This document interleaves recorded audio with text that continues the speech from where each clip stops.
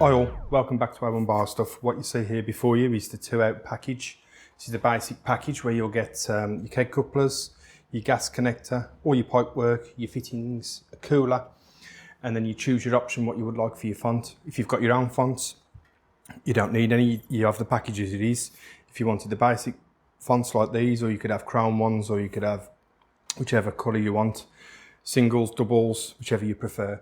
But for today's purposes, I've gone with a basic package on there. What you'll notice is these kegs are at room temperature, so you're going to have issues if you're using it on a hot day. Ideally, you'd need to chill these kegs down before you start. But if you was having a barbecue at home, keep them in the shade. If you had a pop-up event where you wanted to sell and dispense straight away and sell volume quickly, this setup would be more than adequate. But if it was a permanent fixture and fitting, I'd definitely recommend that you upgrade to have the ones with the keg cooling jackets, the water recircs all the way up to the tap from the keg to keep it cool all the way through. I'll just show you the basic setup here.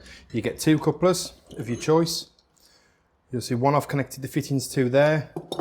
In the bag here that comes the fittings, you'll see there's 2 different types.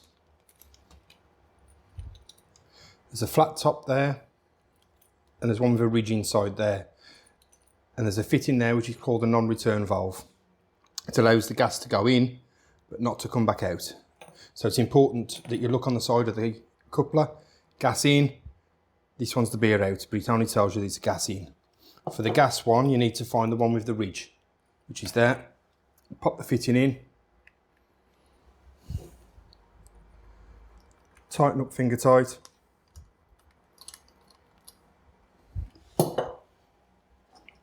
And then nip it up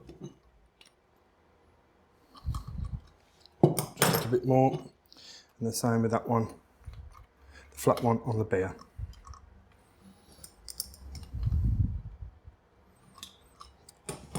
You'll notice with the coupler, that's down at the moment as if it's clamped on top of the keg. You've got the ridges there which need to reach over the top, and on this type here it's an internal fitting for the spare. Before you fit any one to the top of the keg, you need to make sure that the handle's fully back and clicked into place.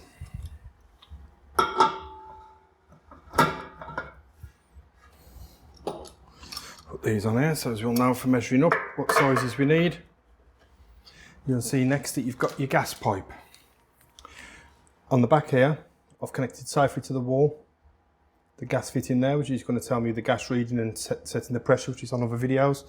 You'll see on here, there's a keg chain here, so that keeps your gas bottle nice and stowed safe, so nothing's going to fall. I would definitely recommend that you add these on when you're buying. Always provide a nice, clean, straight cut. Make the cut there, and one of your fittings will be a Y-piece fitting, like that. When you push it onto your fitting there, you'll see it's got a collet on the top. It pushes in until it clicks, then locked. Pull the collet back, pull it out to remove the pipe, push it in until it clicks. Push your fitting into your gas, same thing again until it clicks. Take your pipe work, push your fitting into there. Leave enough space if you can to allow for pipe work to be moved. I always like to put a nice little loop in if I can. So I'll cut that about there on your furthest one. You've got a nice little loop in, that's your gas in there.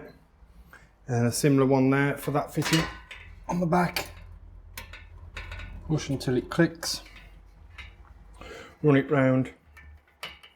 Cut it to the desired length.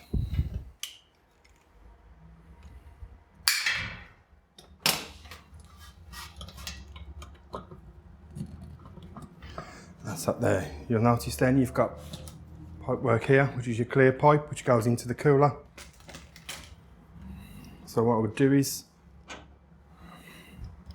put your stem elbow fitting on there, push it into the top of your cooler, sorry, top of your keg, sorry. And then round and into there. Leave enough length on there to move it to where you need to.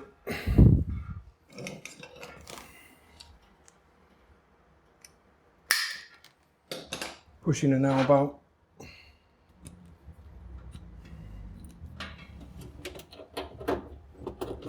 You could colour code this with tape if you wanted to mark them up so you'd know which one's which. Because for purposes here today I can clearly see which one it is, I haven't, but you could tape that up so you know yourself. Again, second fitting into there. Follow it down and put it into your fitting there. Make your cut. So much easier with one of these rather than trying to use a Stanley blade. Make a nice clean cut every time rather than skewering the pipe.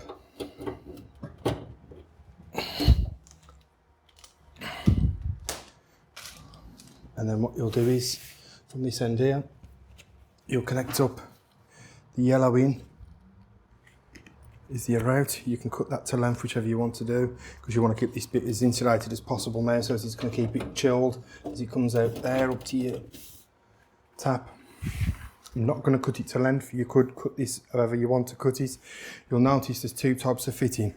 The one that comes as standard with the font is a 3/8, 3/16 reducer, which pushes straight on there. This doesn't really give you any control. That just allows beer to pass through. The upgraded model would be to select one of these, put it back. You can adjust it then, a flow controller, by turning it. That way you're going to speed it up. By turning your thumb towards there, you're going to slow it down. Gives you much more stability. Put your fitting onto there. Connect up underneath the font. And then on your other fitting, like I say, you can cut this down to size however you wish, just for purposes of just showing you there for the video. I've left it long. That's in there like that. Now you'll notice, more often than not, there'll be an option to have a 3/8 cooler. This is beneficial if you was to have such as a bitter and a lager. Your bitter is going to be a little bit warmer. You want your lager colder. So what you could utilise is, you've got a 3/8 cooler here, so if you take your in, it comes out there. If you remove this one,